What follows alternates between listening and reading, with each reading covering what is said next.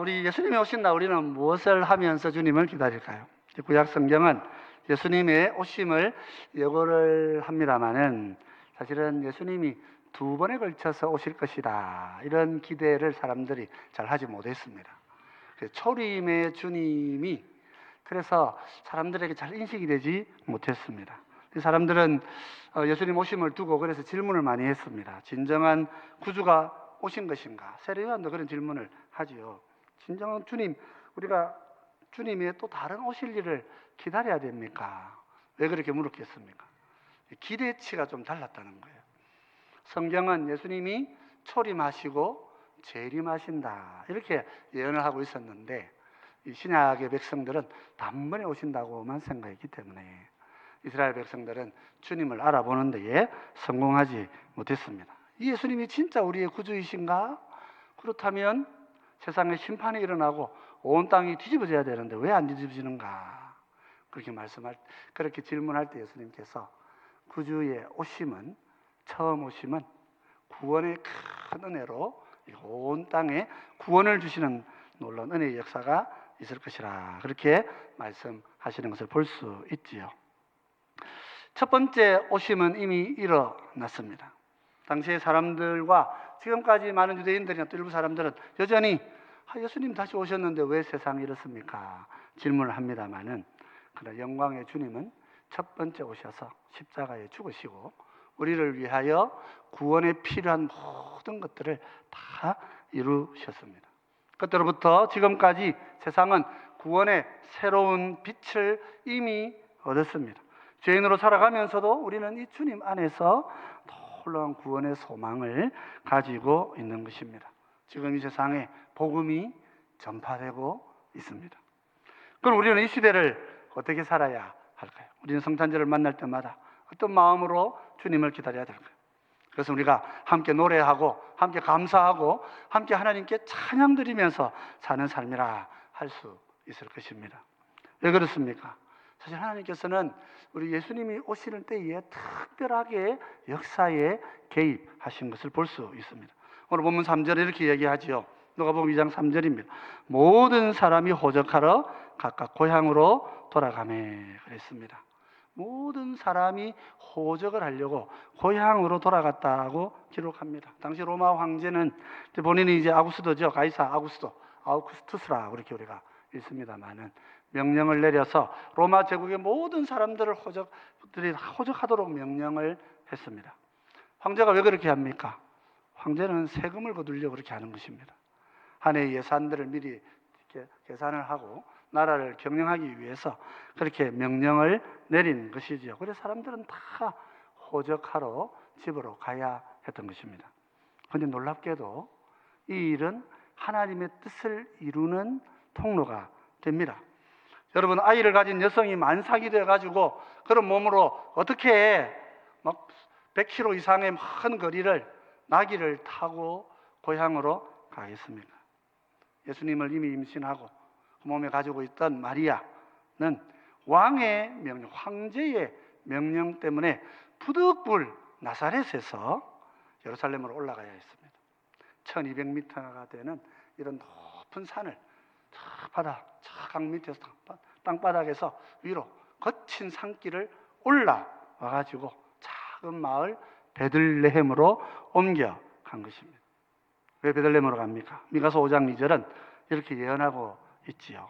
베들레헴 에브라다야, 너는 유다 족속 중에 작을지라도 이스라엘을 다스릴 자가 내게서 내게로 나올 것이라. 그의 근본은 상고에 영원에 있느니라. 하나님께서는 영원의 근본을 두신 메시아께서 베들레헴이라고 하는 떡집이라는 이름을 가진 이곳에 오실 것이라고 예언했는데, 로마 황제는 예언도 모르고 아무것도 모르지만은 때를 맞추어서 모든 백성들을 호적하라 명령을 내리니까 나사렛에서 이제 곧 아기를 낳을 수밖에 없는 그 만삭의 여성도 아이를 배에 가지고 나귀를 타고 그 예루살렘 길을 향하여 베들레헴으로 내려오고 있는 것을 볼 수 있습니다. 역사는 강자가 지배하는 것 같은데 역사는 진짜 강하신 분이 다스리시는 것입니다. 하나님께서 하늘에서 말씀도 없이 황제의 마음을 움직여서 예수 그리스도가 베들레헴에 탄생하게 하신 것입니다. 그리고 베들레헴은 천사들의 찬양 소리로 넘쳐났습니다. 누가복음 2장 14절은 이렇게 기록합니다. 지극히 높은 곳에서는 하나님께 영광이요 땅에서는 하나님이 기뻐하신 사람들 중에 평화로다 하니라. 동방박사가 먼저 예수님을 만나러 왔을까요? 목자가 예수님을 먼저 만나러 왔을까요? 우리 보통 마태복음, 마가복음, 누가복음, 요한복음 이렇게 읽기 때문에 동방박사가 먼저 왔을 것이라 이렇게 생각합니다. 그리고 우리 모든 노래에도 보면 동방박사가 와가지고 말구유에 있는 예수님께 이렇게 선물을 드리는 것으로 이렇게 설명이 되어 있습니다. 그런데 보면 성경을 좀 자세히 읽어보면 그죠? 동방박사는 집으로 왔고요. 목자는 말구유 앞에 왔다고 되어 있습니다. 목자가 먼저 온 거예요. 목자들이 먼저 와서 오시는 주님을 찬양했고, 이제는 사람들이 다 떠나고 난 다음에 예수님께서 집에 거하실 때에 동방박사가 선물을 가지고 찾아온 것으로 그렇게 이해할 수 있습니다. 오신 예수님을 맞이하는 천사들이나 성도들이 할 일은 한 가지였어요. 경배하고 하나님의 이름을 찬양하는 것입니다. 오신 주님을 기뻐하고 노래하면서 먼저 하늘의 천사들이 큰 소리로 노래했습니다. 근데 목사님 간증하시는데 들어보니까 하늘에서 어느 날 천사들이 찬양하는 소리를 꿈으로 꾼 적이 있대요. 근데 그 옥타브가 우리가 일반적으로 부르는 이런 옥타브가 아니고 한 10배나 20배, 100배 정도 더 높은 소리로 그렇게 찬양을 쭉 울려 퍼지는데 감히 그 소리를 흉내내지를 못하겠더라. 그렇죠. 100옥타브 이상 올라간다면 우리가 어떻게 흉내를 내겠어요? 그런 아름다운 소리로 하나님을 찬양하더라. 그렇습니다. 천사들이 하나님을 찬양하고 성도가 하나님께 예배하면서 오시는 주님을 맞이했던 것입니다. 그러므로 오늘 우리도 찬양하며 주님을 맞이하는 성도들이 되어야 합니다. 초림의 주님을 기쁨으로 맞았던 성도들과 함께 이제 재림을 앞두고 있는 우리들은 재림하실 주님을 영광 중에 만나게 될 것이고 오시는 주님을 찬양하며 기다리는 성도가 되어야 하는 것입니다. 오늘은 단지 초림하신 주님만을 다시 묵상하는 날이 아닙니다.